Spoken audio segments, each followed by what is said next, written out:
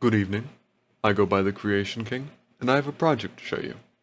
Rather, for a majority of you, this will actually be the first project I show you, since I've only just now decided to upload videos of some of the projects of which I've started on and am yet to complete due to my terrible mix of perfectionism and ADHD. We'll begin with my most recent and one of my favorites, the claw machine. You begin by entering in coins into the coin slot down here.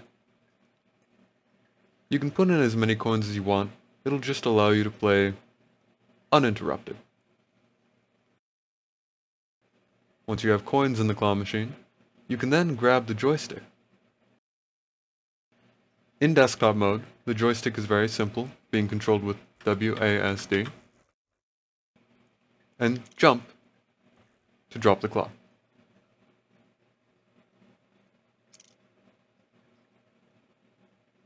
The goal, as any claw machine, is obviously to grab the items in the claw machine.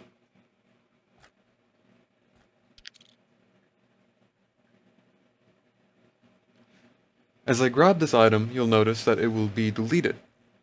And as it's deleted, a new item will spawn in and take its place in the claw machine. When items are deleted, they can run scripts based on what you've added to those items in Udon. In this example, however, I do not have anything attached to these.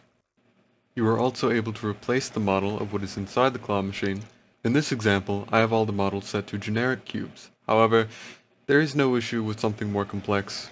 I've even done a stress test both on PC and Quest and found that even with mesh colliders, one of the more complicated types of collision, you can manage to have hundreds of items.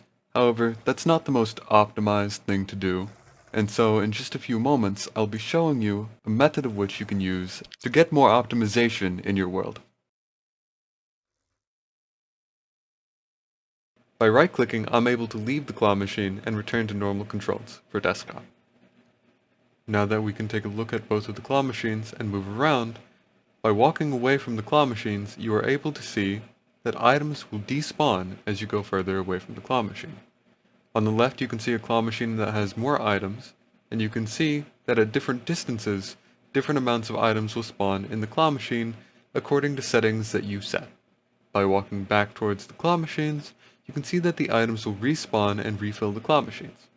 You can tune these settings to your own world's personal optimization preferences, but also would be good to look into making sure that your world is playable, especially because a lot of people don't realize until it's too late that people on Quest platforms have a lot more performance issues.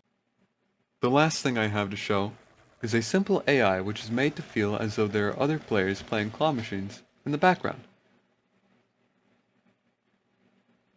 Despite being very simple, it's actually very good at the game and is able to grab other items.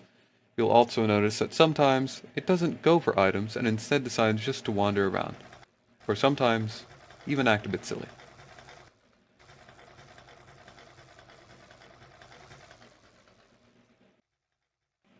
There are a few last things that I want to mention before I end the video. The first is something you'll probably notice if you ever play the claw machine in VRChat. The system is local, meaning that other players do not see the items that you are picking up. There is a bit of trickery going in place that does make it look like you can see what other players are doing. However, you do not actually see the same thing that they see. This should not affect your actual experience, however, it might cause some confusion if you don't know ahead of time. Another very important detail is that the system is not free. This project will be available on Booth once I feel that it is complete, so it'll probably take a while. Don't feel inclined to buy it, however. I do expect most people to enjoy this in VRChat. This is just for the world creators out there that want to have their own version. However, there is also another important note. The design of the claw machine isn't really going to be improved for the version that you would get. This is because I feel that an important part of VRChat is variety and your own customization. Plus, I want to see what people will make with my claw machine. That's all I have for this project for now.